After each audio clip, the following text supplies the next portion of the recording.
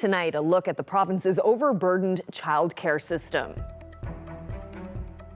Most of the money has been spent on making it more affordable to parents. So from that, then you have to think, well, then where's the money coming from for the workforce?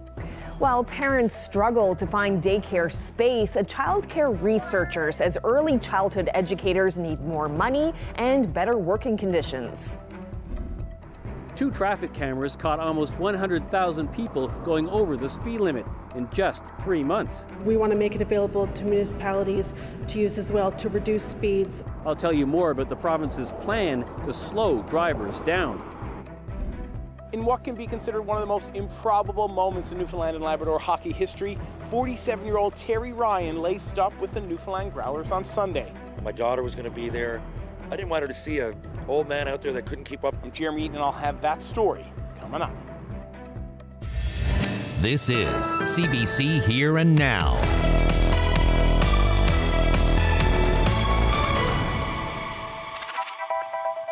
Good evening and welcome to Here and Now. A child care researcher says the $10 a day system needs more money to raise wages and give benefits to early childhood educators. These comments come in the wake of a provincial review on how regulated childcare is funded and as parents struggle to find daycare space in an overburdened system. Here and Now's Heather Gillis has that story. Parents searching for childcare know a spot is hard to come by. Demand surged when the federal and provincial governments rolled out the $10 a day program. A childcare researcher says the program needs more money in order to improve working conditions for early childhood educators. Most of the money has been spent on making it more affordable to parents. So from that, then you have to think, well, then where's the money coming from for the workforce? And the only 2 sources that I can think of are the provincial government or the federal government. They're not going to be making cupcakes to raise the money. It's something childcare advocates have been calling for. Benefits like paid sick leave and pensions for ECEs since the public childcare system was announced. In December, Nova Scotia announced benefits and a pension program for ECEs there starting this spring. That province will pay employer contributions costing $12.3 million for the health plan and $8.8 for the pension. The workers will chip in about 5% of their wages to each plan. Well, I thought the Nova Scotia model of a pension was actually quite good to put it into the with the public service. I hope that that's the kind of thing that they'll be looking at. It had durability. It was like a really serious pension benefit, I think. Meanwhile, Friendly's comments come as the province has released a review of the operating grant program that funds regulated childcare spaces. The review from Deloitte suggests enhancing ECE benefits to recruit and retain workers. Other suggestions include adjusting funding rates to inflation, considering a substitute ECE program, simplifying and streamlining services for the childcare providers, and changing some policies. I think that that's the kind of thing that is majorly important in shifting from this kind of diffuse patchwork market to a system. I mean, it could be really simplified. In a statement, the Department of Education says they're looking at ways to implement the report's recommendations, including the recommendation to explore ways to enhance employee benefits. The Department of Education also says it created 1,200 new childcare spaces last year in 2023, or about 20% of the 6,000 spaces the federal and provincial governments have promised by 2025. Heather Gillis, CBC News, St. John's. Well, if you're a driver or even a pedestrian, this next stat may not come as a surprise. A lot of drivers in the province are speeding. The data comes from a traffic camera pilot project, and today the province talked about next steps. Here Now's Mark Quinn reports. As a lot of people could expect, we did see a lot of speeding. The province used 2 cameras for 3 months this summer, one in the town of Paradise and one in the city of Mount Pearl. The cameras recorded any vehicle going more than 11 kilometers over the speed limit. So we had 94,000 vehicles go over 11 kilometers over the speed limit over the 3 months for only 2 cameras. So that's quite a lot of people speeding. Drivers weren't fined, but many of them did get warnings like this, telling them that a traffic camera had recorded their car speeding. But this year, that will change when police are expected to start enforcing the rules and fines will begin arriving in the mail. The minister said they're still working out some details of exactly how they'll use the cameras. A key consideration is how do we reduce the impact on law enforcement? So how do we use speed cameras across the province as a tool to reduce people's speeds, and also for those who still speed and they might get a ticket or a warning or a fine, what does that look like so that we don't clog up the court system?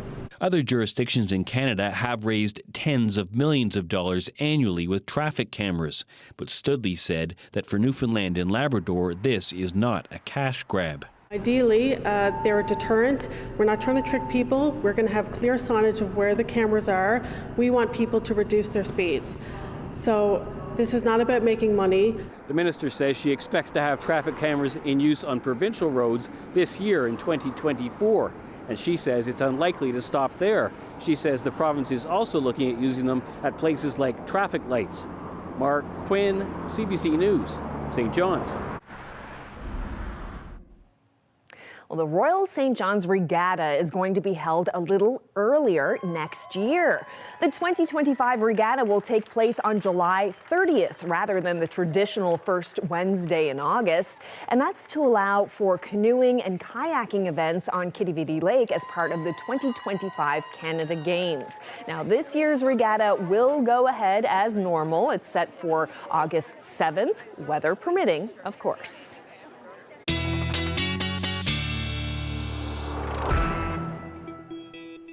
Well, it's definitely a little snowy this morning for those of you on the west coast. Quite a bit of snow fell in a short period of time thanks to an area of low pressure.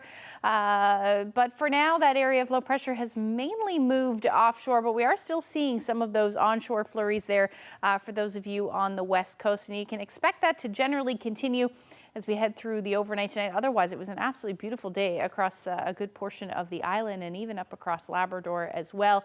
But our next weather maker is getting itself together now just to the south there, and over the next, well, through tomorrow night and into Wednesday. That's when we're looking at our next system. Environment Canada has the majority of the province, with the exception of Lab West, under a special weather statement and already has issued a wreck house wind warning. So what you can expect over the next 24 to 36 hours is a chilly night tonight. As we head into tomorrow, we're in fact looking for some sun, but we will see that snow arrive Tuesday night. It will turn into a wintry mix, but I'll tell you all about that when I come back. Thanks, Ashley. The Progressive Conservatives are backing out of an all-party committee looking at changing the province's election rules. The Liberals created the committee almost 3 years ago to look at how to make voting more accessible. But the PCs say there's been little progress since then, and they feel the decisions have already been made. Minister Hogan and his officials have basically been devising and working on a piece of legislation to reform the Elections Act, modernise the Elections Act, and we, as other members, have had the opposition. We've had no input, little to no, well, really no input. So now the committee is just made up of Liberal MHAs and one independent MHA. The NDP didn't join the committee because they didn't feel it was going to be independent enough. The Justice Minister says next week the committee is going to review submissions on how to change and modernize election rules, and there would have been input from the PCs on that. No decisions have been made whatsoever. That was the purpose of the meeting next week. I will note as well, you know, I was disappointed. Obviously, the opposition were a bit disappointed with the public uptake and consultations. I think it was last summer I wrote 39 letters, one for every MHA in the province, received feedback from my own caucus. Didn't see one response. Not one response from an NDP MHA, from a PC MHA, or from the independents. Well, still with politics, 3 of the 4 candidates running in the Conception Bay East Bell Island by-election gathered in Wabana yesterday for a question and answer session with the residents of Bell Island. One of the issues on voters' minds is how the candidates will deal with the ongoing healthcare crisis. The current administration has secured a contract with Cougar Helicopters so that there will be a helicopter on standby if there needs to be a medevac. That's happening right now. There are also talks underway with Munn Med School so that residents who are actual medical doctors graduated with their degree can do their residency satellite residency here on Bell Island. So you will get graduating students who can come, and it's just close. It's a 20-minute ferry ride away, as you know, and they can come and stay and do their residency here. And sometimes when people come and they get in a community like this, they decide they want to stay. The Liberals have been in government for 9 years. If they cared about your health service, they would have done something before now, and to dangle a carrot in front of your faces to say something to you for a vote. Let me say that. In 2016, the Liberals actually cut the funding for the full-time recruiter in the medical school. They thought that this person and the work that they did weren't important enough to be kept on. As we're learning now, it was. You know, why is it just suddenly an issue now? Why hasn't it been taken care of over the last dozen years? This is not new. You folks didn't just wake up today and discover that this was an issue or a problem. This has been going on forever. And much of it was new to me and quite shocking. And so it gives me that much more reason why I want to be able to work to ensure that we're going to take that sign out in front of your hospital, ER open, ER closed, and eliminate it. Because your ER will always be open and always available to you as residents when you need it, instead of having to live in fear about what's going to happen to your loved ones and where you're going to go. Well, the Royal Newfoundland Constabulary says new Canadians are especially vulnerable to an array of online and telephone scams. The RNC says some people have been contacted by phony Border Patrol officials demanding payment. Constable James Cadigan says no one should ever feel rushed or pressured to give money to a stranger. It's important to recognize that no public agency, law enforcement agency will ever demand immediate payment for any reason. And in these cases, it was to have a loved one released or to help a loved one. But no law enforcement agency will ever demand payment. Well, most people have had an experience with a scammer, whether it be through text, email, or on the phone. In 30 minutes on Here and Now, we'll hear about attempted scams involving cable boxes and scammers posing as Canada Post. Constable Cadigan will also share some tips on what you can do to avoid becoming a victim. In other news, Palestine supporters in St. John's held another rally over the weekend, their 12th since the Israel-Hamas war started. UN agencies say desperate aid is being hampered by the ongoing fighting. All the while, some in St. John's are hoping to get their family from Gaza to Newfoundland and Labrador. So today was the 12th protest that we've done for a ceasefire in this conflict. We have a GoFundMe set up for two sisters, Miran and Marilyn, who are trying to get their brothers from Gaza. They want to be reunified here in Newfoundland. My two brothers made it to the south. They are evacuating in a tent in the south, in Rafah. And the rest of my family members are stuck in the north. And I lost communication with them for now 2 months, maybe. I barely hear anything from them. And the situation is so hard because we are losing every chance of keeping them alive, but every minute passing without having a permanent ceasefire, it's a dangerous moment that says we are losing another chance of saving them. Canada is only giving 1,000 visas for temporary visits from people in Gaza, and it's only for family reunification. So we're trying to get Miranda and Marilyn's brothers over on a temporary visitor's visa. 1,000 visas is really not enough. We have, families competing against other families for these visas, and it really is hurtful when you know that if you bring your brothers over, then there may be other families that might not get to bring their family over. I can't describe how it feels because since 7th of October, we've been feeling so frustrated, tired, angry.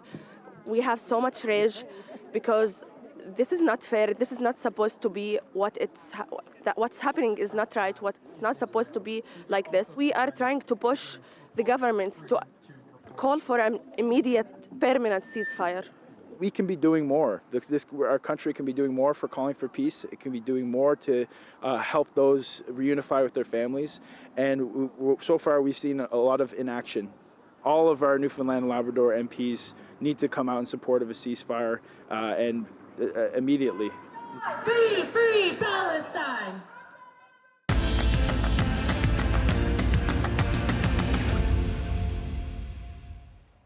The Newfoundland Growlers dug deep over the weekend with several players out sick. The team reached out to former NHL first-round draft pick Terry Ryan. The former Montreal Canadian turned author, podcaster, and actor answered the call, playing alongside some athletes who weren't even born when Ryan retired from the pros. And he did it all on his 47th birthday. Here Now's Jeremy Eaton has that story. While this story has certainly taken the hockey world by storm, when the call first came in, Terry Ryan actually thought it was a joke, so he hung up on the Growlers' Zach O'Brien. But thankfully, he got a second call, and then that turned his entire birthday weekend around. Pitch, you ready? Let's get on the go, boys! The call came in around midnight. Ryan said he quickly put down his birthday beer and switched to water, and then tried to get some sleep. I didn't really even have time to process it. I got down. I'm always the first at the rink. I was here first. And when I got in the room, my jersey was there. And, you know, like they say, riding a bike, right? Like, it brought back memories that didn't seem so long ago, you know? It's been a long time since he's played pro hockey, but saying no was not an option. My daughter was going to be there. I didn't want her to see an old man out there that couldn't keep up with the play. And I wanted to be just a sufficient player. The ECHL is a player development league with lots of young up-and-comers on the Growlers roster. Most of them hadn't even been born when the Montreal Canadiens selected Ryan 8th overall in the 1995 NHL draft. Terry Ryan. The announcement that made an 18-year-old's dream come true. Nearly 30 years later, his name called again, this time for the Growlers starting lineup, by a coach who is a few years younger than the 47-year-old winger.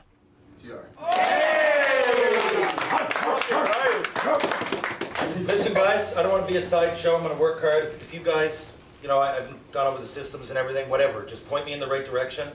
I take criticism well, especially in this situation, okay? Appreciate the opportunity. Now let's go. Ignore all that and go out and win a hockey game.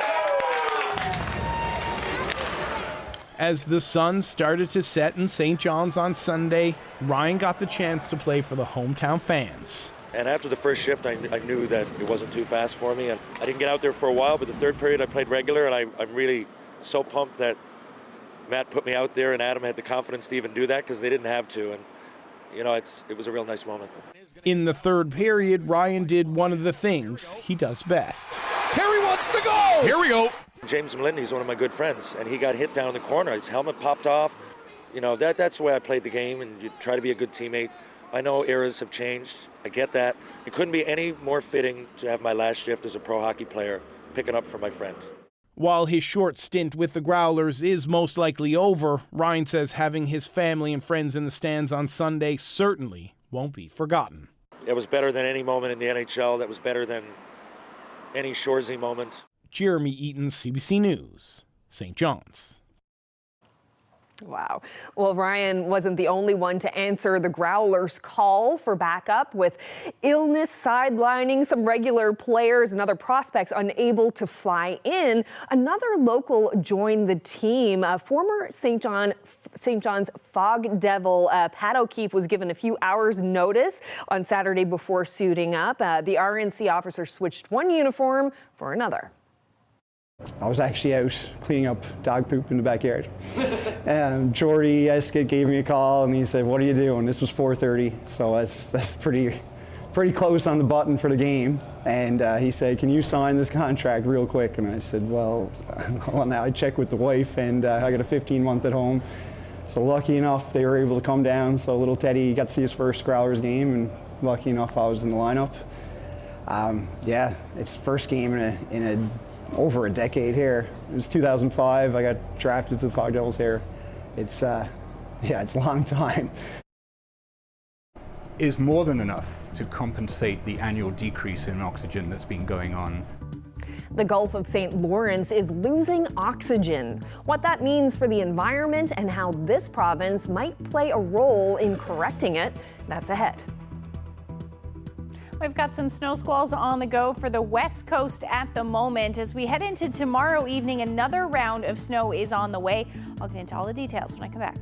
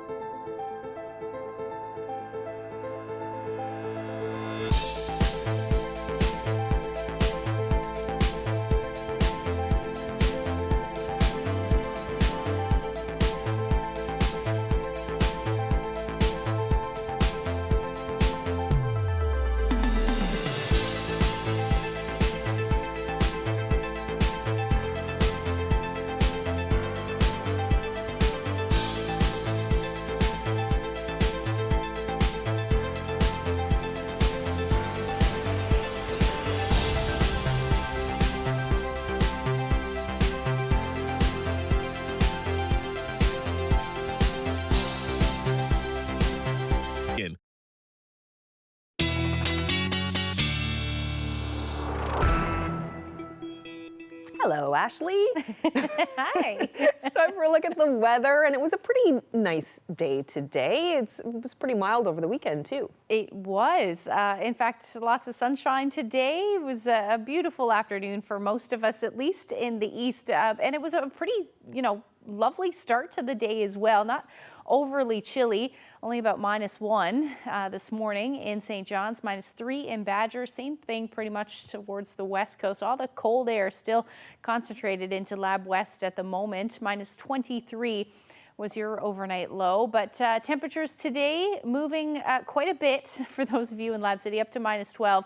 Still minus single digits though towards the coast of Labrador, and almost all of the island was above zero today, with the exception of Lassie and St. Anthony at about 0 or -1 as your afternoon highs today. But we are in for another warm up as we head through Wednesday, where we will see those temperatures even warmer than this. So we'll get into that in a few minutes. But for now, we've got not a whole lot going on. Just if I zoom in a little bit, we can see all of that onshore or snow squall activity for the west coast of the island. That will generally continue as we head through tonight. Looking at our temperatures dipping a lot more than last night into the minus single digits, close to about -8 in Gander tonight. With those winds out of the west around 20 to 40 kilometers per hour. That is what's leading to all that onshore activity for those of you on the west coast. Up across Labrador, you're looking at a pretty chilly night tonight, with the exception of along the strait there, minus single digits. The rest of you will sit into the minus teens, and Lab City -25 overnight tonight, generally sitting under clear skies. So as far as snowfall is concerned, for those of you on the west coast, you'll likely pick up about 5 to 10 in some of the higher elevations, but most of the squalls will drop somewhere between 2 to 5 centimeters overnight tonight. And into even southeastern Labrador, you'll see some snow as well, with some flurry activity expected for you. So we'll time all of this out for you. There's a look at what's happening. Otherwise, we're going to sit under clear skies for most of us tonight, especially up across central and up across Labrador as well as we get into the morning hours. And then most of tomorrow is actually going to be quite nice. We may see some cloud cover move in the afternoon, but by the time we get to sunset, we should start to see those skies clear again up across Labrador. Not a whole lot happening, but then our next weather maker moves in, and this one is going to start with some snow. Southwestern portion of the island, your winds will quickly ramp up as well. Environment Canada already has a wreck house wind warning in place, where we could be seeing those gusts over 140 kilometers per hour.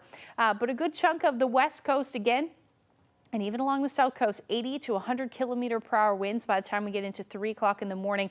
That's also when we're going to start to see that transition to some ice pellets. Before that, though, we're looking at a widespread 5 to 15 centimeters of snow, and then that ice pellet mixture likely for 2, 3, maybe even 4 hours. We could see some freezing rain associated with this as well, but it will be in the early morning hours. So by 5 o'clock in the morning, we should see that transition for the metro area, and then quickly over to rain. But again, it will be windy with this one as well. By the time we get into mid-morning on Wednesday, we should be seeing some rain, which will likely be heavy at times for most of eastern Newfoundland, and those winds gusting anywhere from 80 to as much as 100 kilometers per hour. That'll move off by the time we get into the afternoon hours and evening, but then we'll see that snow up across portions of Labrador as well, and the snow and wind will continue for you through Wednesday, really even into Friday. Here's your forecast for tomorrow. We are looking at those temperatures much colder than today. -3 in St. John's, really -1 to -5 right across the board. Again, those winds out of the west, 20 to 40 kilometers per hour. Most of Labrador will be sitting in the minus teens tomorrow under lots of sunshine, with the exception of southeastern Labrador, minus single digits and some flurries for you. We'll talk about the long range forecast. It is quite busy coming up in a bit.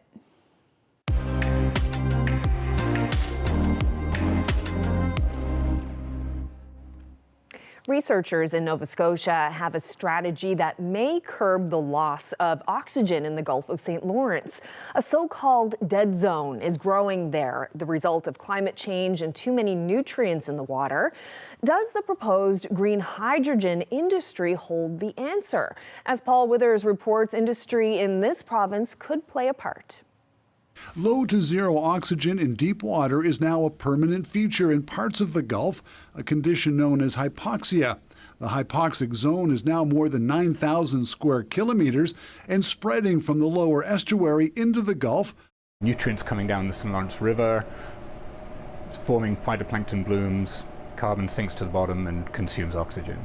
But on top of that, in more recent times, there's been a shift in circulation in the North Atlantic, which has reduced the inflow of cold, oxygen-rich waters through the Cabot Strait. Chemical oceanographer Doug Wallace has proposed a solution. Oxygen created from the production of green hydrogen could be pumped into the Gulf. Production plants are proposed at Stephenville, where Canada and Germany signed a deal to explore the export of hydrogen fuel. The amount of oxygen that will be produced as a byproduct of hydrogen generation through electrolysis of water is more than enough, we've calculated, to compensate the annual decrease in oxygen that's been going on. The idea was tested by researchers from Dalhousie and Quebec. In October 2022, an inert tracer was released in deep water 130 kilometers south of Stephenville in the Cabot Strait. It demonstrated that injected oxygen would reach threatened areas in 1.5 to 4 years. Questions remain: who pays? Can it be scaled up and done safely without creating negative side effects? My personal opinion is those risks are minimal, but they need to be thought about and studied. Wallace says the Bedford Basin would be a good place to start. Deep water here has become hypoxic in late summer in recent years. Testing some aspects of this, especially effect on marine life and feasibility of different injection methods, could potentially be done in a small field like the Bedford Basin. For now, all of this is just an idea. In the meantime, the Gulf Dead Zone is a reality and growing. Paul Withers, CBC News, Halifax. Well, some big news for Conn River. Mizel Joe, chief of the Mow Pukk First Nation, is retiring. Joe informed his council of his plans earlier this month, saying he'll be stepping down effective Wednesday. He says that date, January 17th, is the same day he was officially sworn in following the passing of his uncle. Vice Chief Harvey Drew will assume the interim role until a new chief is elected later this month. Joe says he will stay on as a mentor until the general election in June. Being alone can be scary. I do have wonderful children, but they all have their own lives. Many seniors are struggling with loneliness. Just ahead, we're exploring the science and stress of solitude.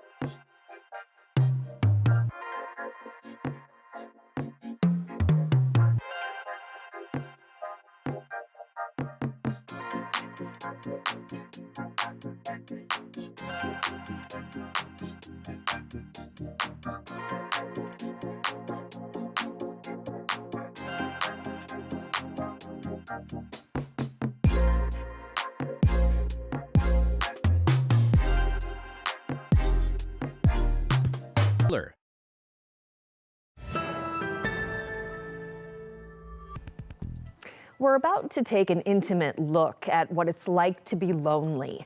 Many seniors in Newfoundland and Labrador are living alone. Some are struggling to pass the time, having lost friends and partners to old age. And as you're about to hear, that loneliness can take a real toll on a person's mental health. But first, a warning, this story does mention thoughts of suicide. My name is Teresa Bowen. My name is Jessie Burke.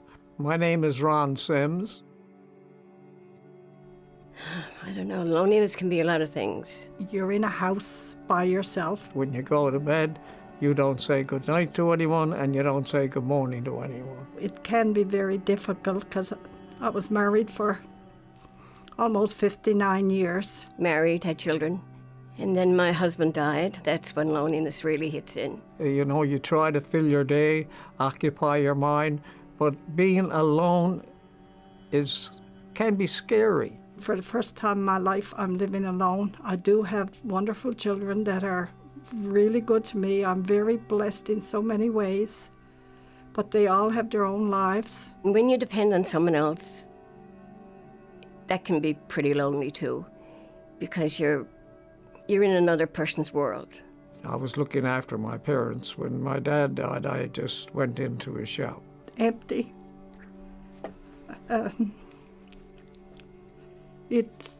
It's very depressing. I mean, can you imagine being in a house and speak to nobody and you turn on the television for company? Well, it's sad to say there is a lot of seniors in our province that do that. You can get all sorts of suicidal thoughts at times. At least I did. I'm wondering what the hell did I do wrong? Oh, when I'm not feeling lonely, I'm pretty spry. When that loneliness hits you, you have to do something besides. You can go to bed and get depressed, or you can go to the mall and walk around. You gotta do something. You have to get involved. You have to be as active as you can. If you've got a leg underneath you, put on your hat and coat and go. Such a powerful and candid video. The CBC's Jessica Singer joins us now in studio. So Jessica, you have been following how loneliness can affect seniors, and parts of that video were really difficult to hear. Can you tell us more about what loneliness looks like for people in this province? Yeah, so Newfoundland and Labrador presents a challenge when it comes to seniors and loneliness. According to Statistics Canada, we have the highest proportion of people over 65. We also know the province's population is quite scattered, so some seniors are living in remote communities with little access to resources or community groups. I spoke with Chris Micton, who is with the World Health Organization.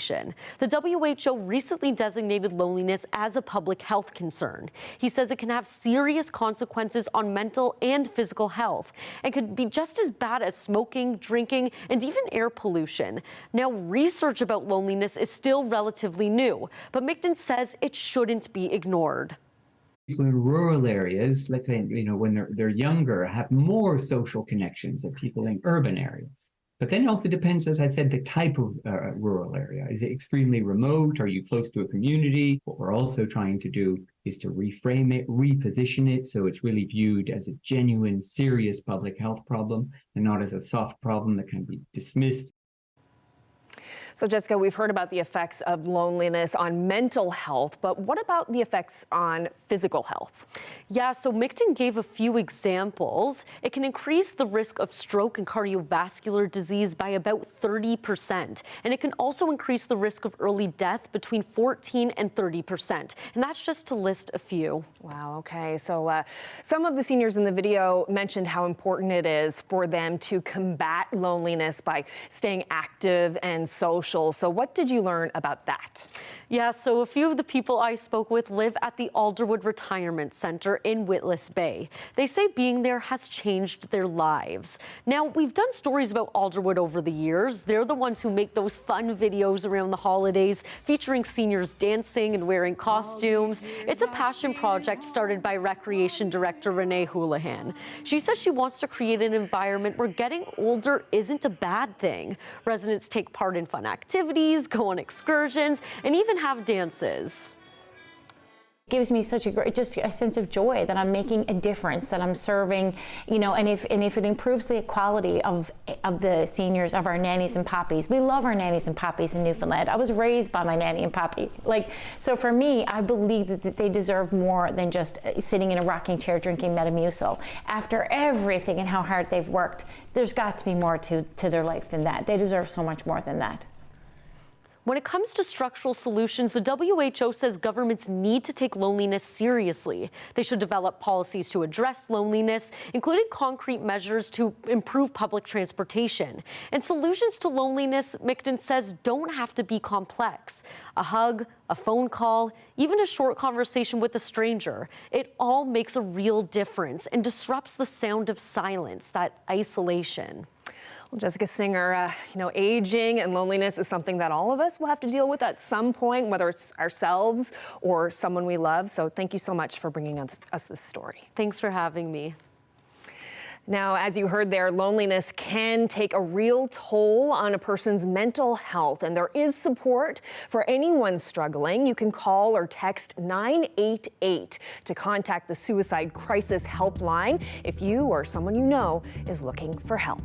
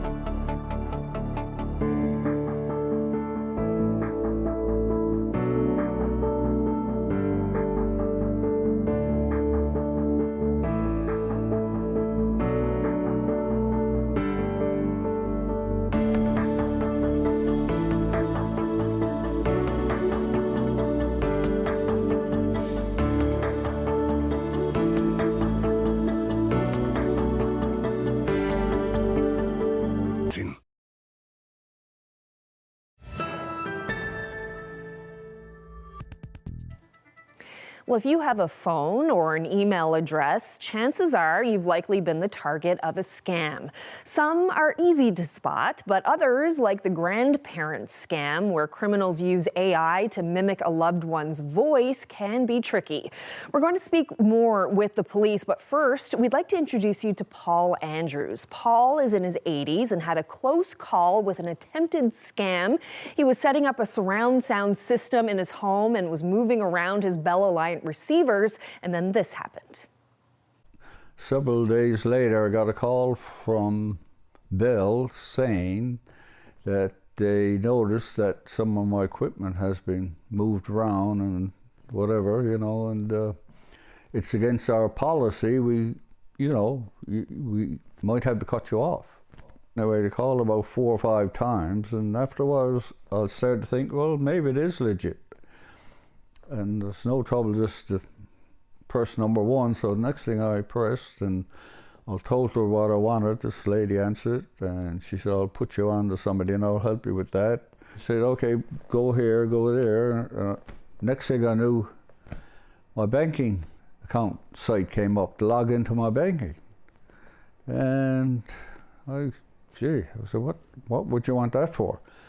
No, he said, we need this to rectify the problem. And he said, I said, I don't feel comfortable logging in my numbers, you know. He said, we won't see him here. I mean, everybody tells you don't give out your banking information online, you know. And anyway, he kept on pressing me. He said, if you don't do soon, look, they're hacking your account right now, this very second, he said. He got really anxious to get me moving on it. I was very polite to him. I said, no, thank you. I'm not going to go do that, and I wish you a good day, and I hung up. That was it. And went, Well, that is just one example of many scams on the go right now. We checked in with RNC Constable James Cadigan to hear about some of the scams being reported to police, and I started the conversation by describing what happened to Paul Andrews. A couple of points pop out right away. You've got a criminal disguising themselves as a supposed legitimate agency, such as, you know, this service provider. And next, you've got the pressure that we want an immediate payment. And this is a very common theme with scams, and a tactic used to put the heat on to make you feel as though I have no decision to make here. I've got to move, otherwise I don't know what might happen. Mm-hmm. I mean, they're scripted. They've got a plan. They've done this many times. We've all received phone calls over the years, and they're prepared with different scenarios that they believe, you know, may or may not work, and this is exactly one of those cases.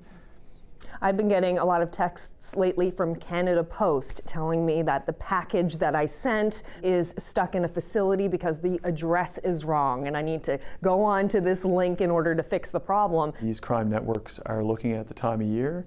I mean, Christmas time, lots of packages flying around, and they're using that to their advantage to try and, you know, catch us at the right moment, be relatable, and use those tactics to take advantage of us. Are you getting many phone calls lately about people who are getting like email scams or phone scams? Yes, certainly. We've seen a variety of reports, everything from email scams, where you see emails that seem to be legitimate, posing as agencies that are used frequently by many of us, but they are in fact scams and false emails. You want to check the email address to ensure it's, you know, legitimate. Oftentimes you'll hit the email address and it will change to, you know, something that clearly is illegitimate, and that's like just some random numbers and words. It's, yeah. And also, you know, one thing that is a quick way to legitimize or determine if something is a scam is to call the agency directly. And also, we talked a bit about the grandparent scam. We've seen that in recent years come to our province. And it's important to recognize that no public agency, law enforcement agency, will ever demand immediate payment for any reason. And in these cases, it was to have a loved one released or to help a loved one. But no law enforcement agency will ever demand payment. What advice do you have for someone who might get a phone call like that where they think it's their loved one on the other end of the line saying that they've either been in an accident and they need to send money, or that they've been arrested and they need bail money? What should someone do if they're just not sure? It's important to speak to your family members, certainly your elders, and ensure that they're aware of this scam. You know, we all know our family members better than anybody, so if we talk about it and are prepared that these types of phone calls are coming in, then there can be different identifiers we use to legitimize whether this is a scam or if it's actually a family member that's calling you. Yeah, even like a safe word that you can agree upon among the family members. You know, if I get a phone call, if I ask you for the safe word, if you can't give me the safe word, then I know it's a scam. Yeah, exactly. I mean, especially for senior citizens, which were the target of this particular scam, perhaps you can write something and post it on the fridge that if you get a call, you can say these couple of words, and if it doesn't ring a bell to the person that's calling you, then you know they're likely a scam. Mm-hmm. And technology, as you mentioned, the presence of AI, you know, the ability to disguise voice, gather information very quickly and easily. It's important to protect your personal information. Never share financial information over the phone, online, and never share any personal details, your SIN, any identifiers that such as a driver's license or any of that information. We've also received reports of new Canadians getting phone calls and emails from persons posing to be border services or immigration services and putting pressure on new Canadians. So we want to recognize that these types of communications would not occur over the phone, and there's a process in place for public officials to communicate with individuals in our community. Their tool is pressure, and they want us to make quick decisions and provide payment. And it needs to be understood that you should never feel the impulse or the need to make any quick decisions. Take your time and take measures to ensure that you protect yourself. Constable Cadigan, I think that this is the kind of topic that really can't talk about enough these days, because there is so much of it going around, and the more information people have on this, the better. So thank you so much. No problem, and I will direct our community to the Canadian Anti-Fraud Centre for any information around fraud, scams, and how to protect yourself.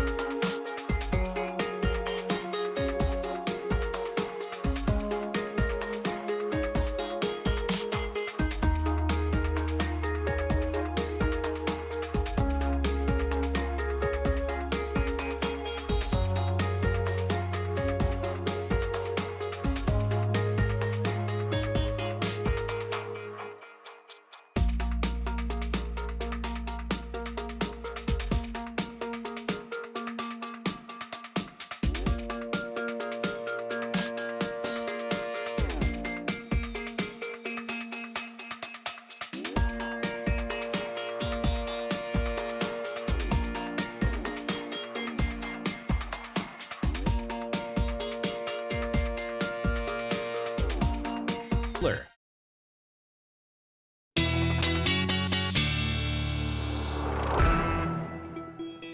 All right, so now we're going to have a look at the long-range forecast, and we have some. It sounds like it's going to be pretty nasty on Wednesday for most people. Yeah, it'll start that way for sure, and it's really the winds over the next 4 days or 3 or 4 days that are going to be up, and it's going to be the case right across the province. So let's take a look at what's going on as we head into your Tuesday evening and Wednesday. So this is when our first weather maker will move in. Well, in fact, this will be our weather maker really for right through Friday. But it'll bring some snow to start. Like I said earlier, about 5 to 15 centimeters is likely. Then we've got about 3 to 4 or 5 hours of freezing rain or ice pellets expected in that pink there. That should happen by Wednesday morning. And then below that, that green that you see there, that will be rain. So temperatures are expected to climb quite dramatically through the day on Wednesday. By the evening hours, we should be said and done with most of the precipitation, but the snow will start to move in across Labrador, and really that's going to stick around for a little while. So temperatures, there you go, 2 to about 7 or 8 degrees. The coolest temperatures to the north there, northern peninsula rather, but yeah, 6 to 8 degrees across the island. Labrador, you're on the cold side of this, hence that snow. But you are still looking at some blowing snow through the day on Wednesday, and this will continue Wednesday evening and into Thursday because this area of low pressure heads north, but it is going to keep those winds up. But what happens as we get into Thursday's temperatures are going to drop. We've got that onshore flurry activity likely for the west coast along the south coast of the island. In fact, we could be seeing some squalls across the Avalon as well on Thursday. Winds gusting 60, 70, maybe even 80 kilometers per hour. Exposed areas may see higher winds than that. And we're looking at that across Labrador as well. So that will continue for most of your Thursday.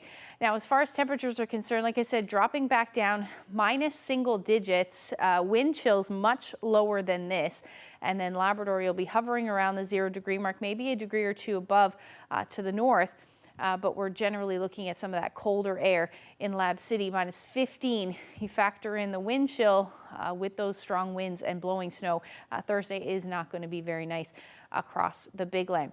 Now, the windy conditions will continue through Friday. Again, we could be seeing some snow squalls. They should end. The wind should let up by the time we get into Friday evening. But you are looking at temperatures into the minus single digits right through the weekend with flurries continuing as well. Much less windy, though, for your Saturday.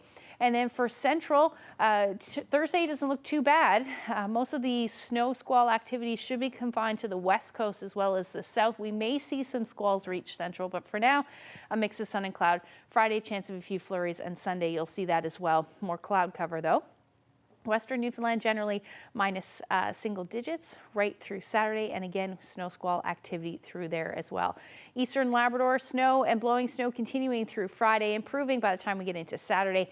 Same thing for Western Labrador. Your wind will let up a little sooner on Friday. Now, speaking of the West Coast. Oh, look at that. It's a great shot of Western Brook Pond Dock there. Thank you so much to Harrison for that lovely shot. He said that normally that is frozen by now. And as you can see, a lot of open water there. But thank you so much for that. If you have any weather photos that you would like to share with us, so you can send them to my Facebook page. But the best place to send them is nlphotos@cbc.ca. Just a gorgeous shot with the snow-covered hills in the background. Just lovely. Just need a little bit of bluebird sky, that's all. I wonder if it's going to get really icy on Wednesday, because temperature being like 7 degrees, 8 degrees, and then the next, with all that rain, then the next day it's going to dip right down. I wonder if it's going to get really icy. Any uncleared surfaces, definitely. The rain should help get rid of some of the snow, though, that we're going to see. But yeah, definitely. Anytime we see those freeze thaws, you always got to watch your step. Get out spikes for my boots. That's right. All right, well, that's it for us on this Monday evening. Thank you so much for joining us. Good night.